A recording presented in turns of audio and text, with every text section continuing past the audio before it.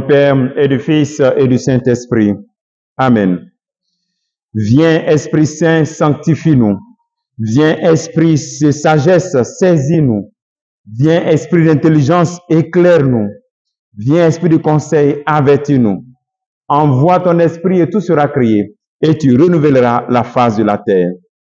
Bien-aimés dans le Christ, nous sommes aujourd'hui lundi 24 février, et la parole de Dieu qui nous est proposée est extrait de l'évangile de Marc chapitre 9, versets 14 à 29.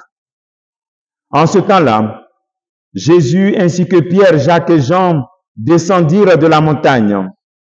En rejoignant les autres disciples, ils virent une grande foule qui les entourait et les disciples qui discutaient avec eux. Aussitôt qu'elle vit Jésus, toute la foule fut stupéfaite et les gens accoururent pour le saluer. Il leur demanda: de quoi discutez-vous avec eux? Quelques-uns dans la foule lui répondirent: Maître, je t'ai emmené mon fils, il est possédé par un esprit qui le rend muet. Cet esprit s'empare de lui n'importe où et le jette par terre. L'enfant écume, grince des dents et devient tout raide. J'ai demandé à tes disciples d'expulser cet esprit, mais ils n'en ont pas été capables. Prenant la parole, Jésus leur dit: Génération incroyante, combien de temps resterai-je auprès de vous? Combien de temps devrais-je vous supporter? Amenez-le-moi. On le lui amena. Dès qu'il vit Jésus, l'esprit fit entrer l'enfant en convulsion. L'enfant tomba et se roulait par terre en écumant. Jésus interrogeait le Père: depuis combien de temps cela lui arrive-t-il? Il répondit: depuis sa petite enfance. Et souvent, il a même jeté dans le feu ou dans l'eau pour le faire périr. Mais si tu peux quelque chose, viens à notre secours par compassion envers nous. Jésus lui déclara: pourquoi dire si tu peux? Tout est possible pour celui qui croit. Aussitôt le père de l'enfant s'écria: je crois, viens au secours de mon manque de foi.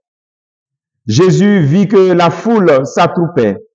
Il menaça l'esprit impur en lui disant: esprit qui rend muet et sourd, je te l'ordonne, sors de cet enfant et n'y entre plus jamais. Ayant poussé des cris et provoqué des convulsions, l'esprit sortit.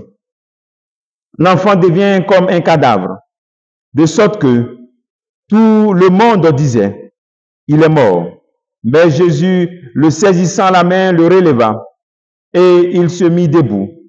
Quand Jésus fut entré à la maison, ses disciples l'interrogèrent en particulier: pourquoi est-ce que nous n'avons pas réussi à l'expulser?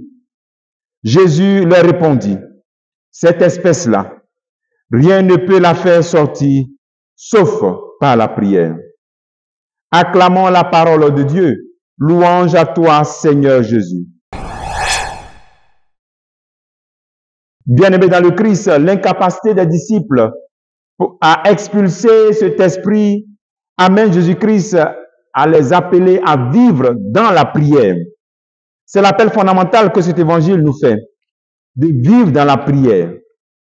Cette espèce, pour la faire sortir, il faut la prière. La prière est le propre de l'identité de l'enfant de Dieu.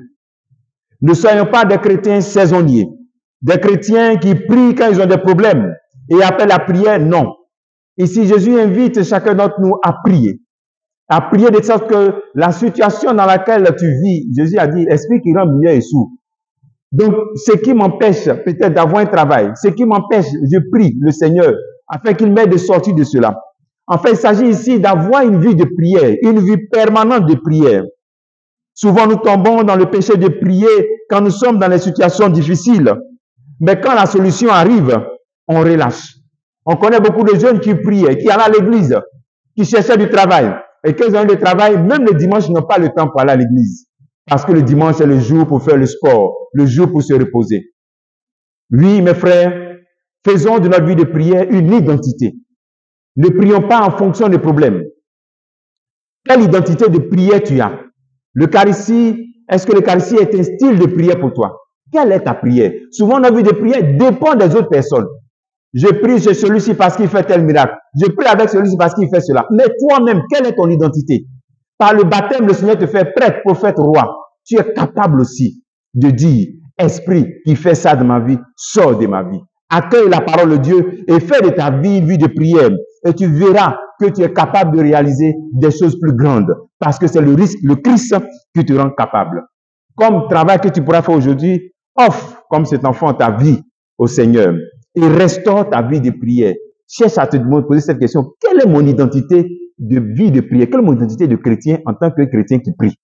Par quoi on peut m'identifier? Par la prière. Par quoi? Que Dieu te bénisse au nom du Père et du Fils et du Saint-Esprit. Amen.